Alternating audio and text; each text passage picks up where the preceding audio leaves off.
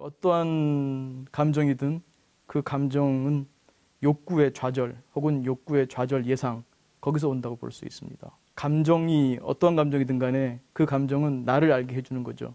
더 정확하게는 내 욕구가 어떤 상태인가 하는 것을 알려주는 그러한 정보적인 역할을 합니다. 사소한 일에 화를 내는 이유는 그만큼 쌓여있는 화가 크기 때문입니다. 그래서 화에 역치가 있다고 한다면 이렇게 화가 쭉 쌓여서 역치를 넘게 되면 화가 폭발할 수 있는데, 그러니까 기본적으로 쌓여있는 화가 있는 거죠. 집안에서 조그마한 일에도 화가 난다고 한다면 직장에서 이미 화가 쌓여 있는 거죠. 또 이런 누구와의 비교라든지 이런 것 속에서, 또 사회에서 벌어지는 이런 비리나 부패나 이런 것들을 보면서 여러 가지 좀 분노의 게이지가 높아진 상태에서 작은 일 하나가 톡 거기에 올라가게 되면 역치를 탁 치니까 그 분노가 결과적으로 보면 사소한 일에도 화를 나는 것처럼 그렇게 보일 수 있습니다. 현대 사회일수록, 사회가 현대화될수록, 물질주의가 팽배해질수록, 경쟁이 심화될수록 우리는 분노에 취약할 수밖에 없다. 그런 사회가 될 수밖에 없다. 그런 사회 속에 살 수밖에 없다. 이렇게 되겠습니다. 화 자체는 긍정도 부정도 아닙니다. 간단히 말하면 화 혹은 분노라고 하는 것은 내 욕구가 좌절됐다는 거죠. 내 욕구가 좌절되면 화가 나죠. 그 다음에 이제 그 화를, 분노를 어떻게 표출하느냐, 그게 중요한 거죠.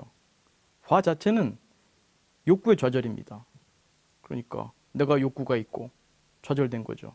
이제 중요한 것은 과연 내가 갖고 있는 그 욕구가 내가 진짜 바라는 욕구고 중요한 욕구고 바른 욕구인가, 그걸 봐야겠죠. 우리가 사람들이 일반적으로는 사람과 사람의 관계에 대해서만 관심이 있어요. 나와 나와의 관계라는 얘기는 도무지 들어보지를 못하는 거죠.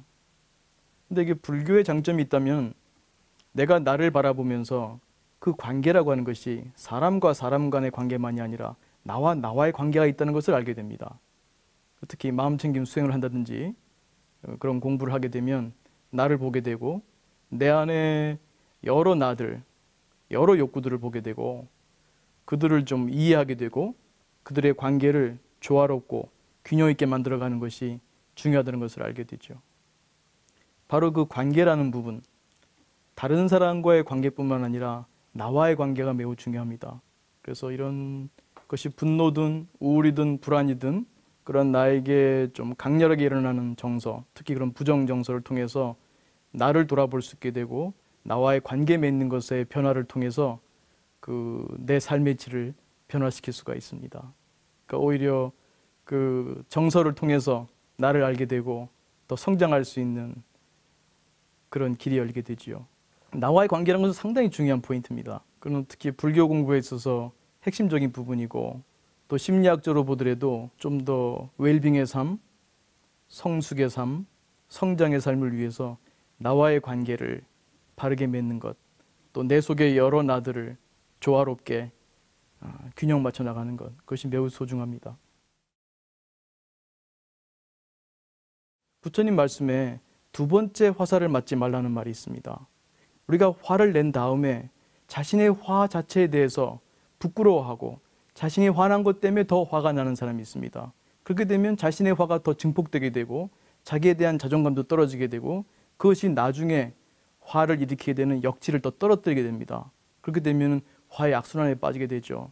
그래서 나와의 관계에 있어서 내가 화를 낼 수밖에 없는 상황, 또 내 화가 또 제대로 표출되지 못했을 때 오히려 그런 나를 좀 따뜻하게 감싸주고 이번에는 제대로 표출 못했지만 다음엔 다르게 표출할 수 있다는 것, 또 네가 그렇게 느꼈던 것에 대해서 이해해 주는 것, 그러한 내 스스로 나와의 관계에 있어서 내가 화가 나는 것, 그러한 그 상황에 대해서 이해해 주는 나, 그러한 따뜻한 나를 양성하는 게 필요합니다. 그것이 바로 불교에서의 자비수행입니다. 자비수행을 통해서 나와의 관계를 변화시킬 수 있습니다. 내가 나와의 관계에 있어서 나를 자비롭게 대하는 게 필요합니다.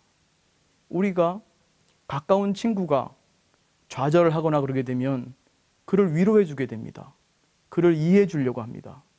그런데 우리 자신이 화가 나는 상황에서 내 스스로에 대해서 어떻게 대하는가?